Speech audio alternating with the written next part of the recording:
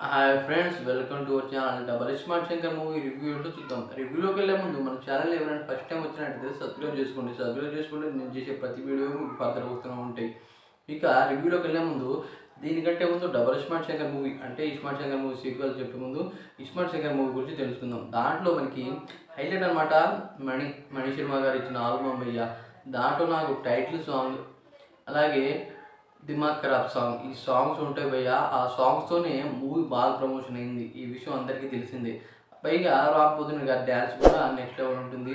దాంట్లో నాకు బాగా ఇచ్చిన సాంగ్ అనమాట జిందాబాద్ జిందాబాద్. దాంట్లో మనకి రొమాంటిక్ యాంగిల్ కూడా బాగా చూపించారు. అయినా సరే ఈ మూవీని అనమాట దాదాపు అదే రకమైన టెంప్లెట్స్ అయితే వాడారు పక్కగా. మొత్తం ఈ మూవీ స్టోరీ స్టార్టింగ్ అనమాట రామ్ గారి చైల్డ్హుడ్ చూపిస్తారు. అక్కడ కొన్ని ఎమోషన్ సీన్స్ అయితే ఉంటాయి. అవి చాలా అంటే హిట్ అయ్యాయి అనమాట. ఆ సీన్స్ చాలా బాగున్నాయి. అదే కాకుండా ఈ మూవీ స్టోరీ నేను చెప్పాలంటే 2 సాంగ్స్ ఉంటాయి భయ్య. బాగా నచ్చిన సాంగ్స్ 2 ఉంటాయి. మారుతా చోరుతా అలాగే టైటిల్ సాంగ్. ఈ 2 చాలా బాగుంటాయి. ఇక మిగతా సాంగ్స్ అనమాట చాలా వర్స్ట్గా ఉన్నాయి. ఇంకా ఆలీ గారి కామెడీ అంత హిట్ అవ్వలేదు. ఆయన పచ్చిబూతులు చెబుతాడు అంటే మొత్తం డబుల్ మీనింగ్ చెబుతాయి. ఈ మూవీలో కూడా డబుల్ మీనింగ్ ఉంటాయి. అదే కానీ కావ్య తాపర్ గారు ఈవెన్ అనమాట మామూలుగా చూపించలేదు భయ్య. ఒక్కో రకంగా చూపించారు. అసలు చూస్తేనే మైండ్ పోతుంది. ఆ విధంగా అయితే ఆమె ఎక్స్ప్లోజన్ బాగా చూపించారు. ఇక్కడ రామ్ గారితో అంటే ఇస్మార్ట్ శంకర్ మూవీలో మనం చూసే ఉంటాం రొమాన్స్. ఆ రకమైన రొమాన్సే దీంట్లో కూడా అంటే అదే రకమైన టెంప్లెట్స్.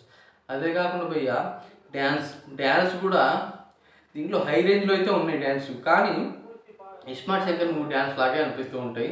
దాంట్లో కూడా అదే రకమైన టెంప్లెట్స్ అయితే వాడారు. కానీ రామ్ పోతినేని గారి యాక్షన్ ఎనర్జీ మాత్రం ర్యాంప్ ఉన్నాయి భయ్య. ఇప్పుడు దాకా ఉన్న ఎనర్జీ వేరు, ఈ ఎనర్జీ వేరు నాకైతే అనిపించింది.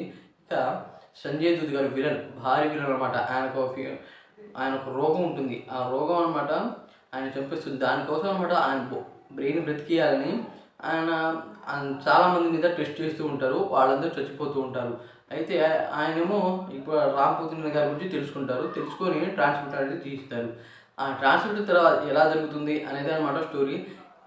ఈ ఇస్మార్ట్ శంకర్ మూవీలో క్లైమాక్స్లో మనకి శివ దగ్గర ఎలా ఫైట్ ఉంటుందో ఈ మూవీలో కూడా అలాగే ఫైట్ సీన్ శివ దగ్గరే అసలు ఒక రకంగా అనమాట గట్టి రావట్ దించాలని చెప్పాలి.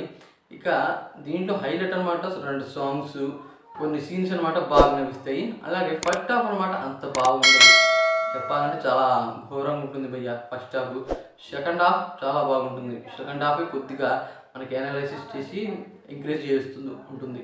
అదే కాకుండా భయ్య సాంగ్స్ మణి శర్మ గారు దీంట్లో చాలా దారుణమైన సాంగ్స్ అయితే ఇచ్చారు. మంచి ఆల్బమ్ ఇవ్వలేదు. మంచి ఆల్బమ్ మనకి ఇచ్చుంటే ఈ మూవీలో కూడా సాంగ్స్ వల్ల మంచి హిట్ అయ్యేది. దీంట్లో రామ్ పోతినేని గారు యాక్టింగే హ్యాండ్సప్ చేయాలి. ఆయన చేసే యాక్టింగ్ భయ్య అసలు మామూలు లేదు. ఇప్పుడు దాకా చూసిన యాక్టింగ్ వేరు, ఆయన ఈ మూవీలో యాక్టింగ్ వేరు నాకైతే అనిపించింది.